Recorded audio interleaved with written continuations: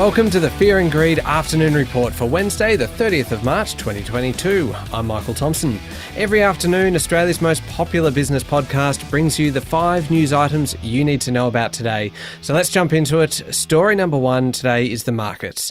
The S&P ASX 200 continued its run of gains today, rising 0.7% to close at 7,515 points, setting another 50-day high.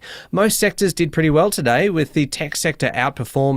IT company Life360 was the best on the bourse, up almost 10%, but Block, the owner of Afterpay, climbed 6%, and online accounting group Xero added 5% too. The healthcare, household goods, telcos, property, utility sectors also all finished up. The miners and resource sectors, though, were slightly down.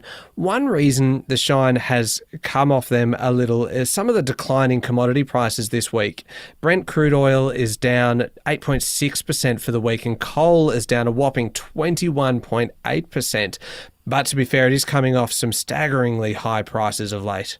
Natural gas prices have climbed a relatively measly 1.1% for the week, and iron ore is up 3.9% for the last 7 days. Most agricultural and food commodities have seen price falls over the past week. Story number 2 today is about the banks, specifically National Australia Bank, which has had a stellar run lately. The NAB share price hit a 5-year high today of $32.48. That was this morning before it settled back slightly later in the day. NAB shares were still up 0.8% for the day and around 10% for the month. So what's happening at NAB? Well, there's been no major news today or yesterday, but the bank has been buying back shares and recently announced another buyback round. Buybacks shrink the pool of shares available, making the remaining shares more valuable. It's been a good month all round, really, for the banks, with the majors all recording increases. Westpac and ANZ are both up between 6 and 7% for the month, whereas Commonwealth Bank has climbed more than 12% across the same period. And just on the subject of banks, another bank, ING, which has around 2 million active banking customers in Australia and a home loan book of about $54 billion, has announced an after-tax profit of $549 million for the last calendar year. Not bad for the bank, best known probably for its bright orange cards and the very orange TV ads. Story number 3, after almost 7 years as Chief Executive Officer, Telstra boss Andy Penn announced his resignation today. Mr. Penn will leave on September 1. He's overseen a successful transformation program called T22 at Australia's biggest telco provider. It cut costs by about $2.5 billion, but also downsized the workforce by 8,000 people across that time. The last year in particular has been a very busy one for Mr. Penn, including finalising the purchase of telco Digicel, something we've talked about a lot on Fear and Greed, and an infrastructure access swap with TPG. The outgoing CEO has also recently sold a 49% stake in the telco's tower business for $2.8 billion.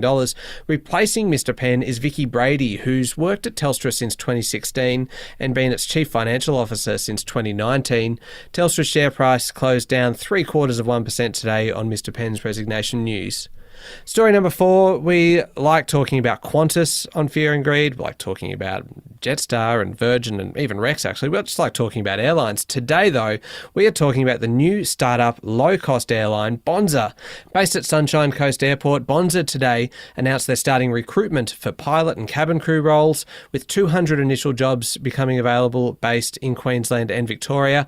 Bonza is due to get a handful of 737 MAX aircraft from its financial backers soon and wants to start flying around July, but they're yet to actually secure their air operator's license.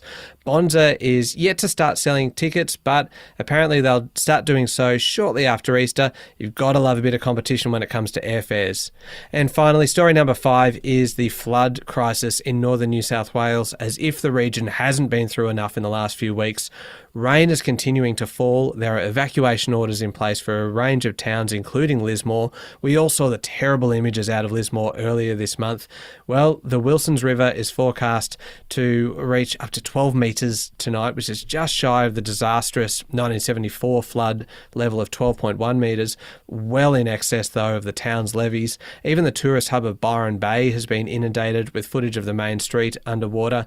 This is certainly an evolving situation and a tragic one at that.